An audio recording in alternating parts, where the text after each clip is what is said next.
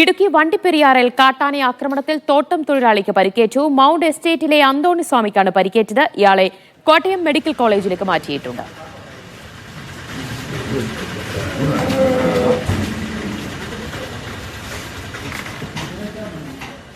മുഹമ്മദ് ആഷിഖ് വിവരങ്ങൾ നൽകും. ആഷിഖ്, ഇദ്ദേഹത്തിന് ഗുരുതരമായ പരിക്കാണോ ഏറ്റിട്ടുള്ളത്?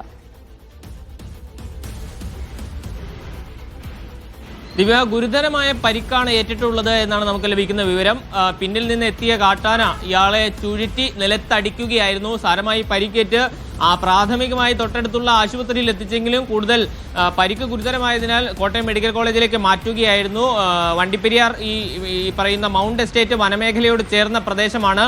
കഴിഞ്ഞ ഏതാനും ദിവസങ്ങളിലായി അവിടെ കാട്ടാനകൾ തമ്പടിച്ചിരിക്കുന്നു എന്ന വിവരം നാട്ടുകാർ വനം വകുപ്പിനെ അടക്കം അറിയിച്ചിട്ടുള്ളതാണ്. ഇതിനിടെ ഇന്ന് രാവിലെ ജോലിക്കായി എത്തിയ അന്തോണി സ്വാമി ഈ കാട്ടാനകൾ അവിടെ തമ്പടിച്ചിരുന്നത് കാണാതെ ഈ എസ്റ്റേറ്റിൽ കളപറിക്കുന്ന അടക്കമുള്ള ജോലികൾ ചെയ്യുന്ന ആളാണ് ഈ 60-കാരൻ. അയാൾക്ക് നേരെ കാട്ടാന എത്തുകയും തുടർന്ന് അയാളെ ചുരുട്ടി നിലത്തടിക്കുകയുമായിരുന്നു. ഗുരുതരമായ പരിക്ക് ഇദ്ദേഹത്തിന് പറ്റിയിട്ടുണ്ട് എന്ന് പറയുന്നു. അതേസമയം ഈ കാട്ടാന കഴിഞ്ഞ ഏതാനും ദിവസങ്ങളായി പ്രദേശത്ത് തമ്പടിച്ചിട്ടും അതിനെ തുരത്താനുള്ള ഒരു ഇടപെടൽ വനം വകുപ്പിന്റെ ഭാഗത്തുനിന്ന് ഉണ്ടായിട്ടില്ല എന്ന ആരോപണം കൂടി നാട്ടുകാർ ഈ ഘട്ടത്തിൽ പങ്കുവയ്ക്കുന്നുണ്ട്.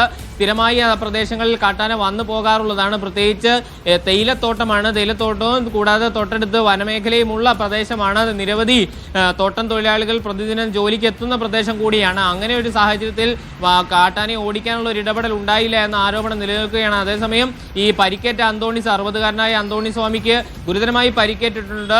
കോട്ടയം മെഡിക്കൽ കോളേജിൽ അത്യാഹിത വിഭാഗത്തിലാണ് അദ്ദേഹത്തെ പ്രവേശിപ്പിച്ചിട്ടുള്ളത്. ഏതായാലും അദ്ദേഹത്തിന്റെ ആരോഗ്യനില ഗുരുതരമായി തന്നെ തുടരുകയാണ്. ഇന്ന് രാവിലെയാണ് ഈ കാട്ടാന ആക്രമണത്തിൽ 60-കാരനായ അന്തോണി സ്വാമിക്ക് പരിക്കേറ്റത്. വണ്ടിപ്പെരിയാറിലാണ് കാട്ടാന ആക്രമണം ഉണ്ടായത്. തോട്ടം തൊഴിലാളിക്കാണ് പരിക്കേറ്റത്. മുഹമ്മദ് ആഷിഖാണ് വിവരങ്ങൾ നൽകിയത്.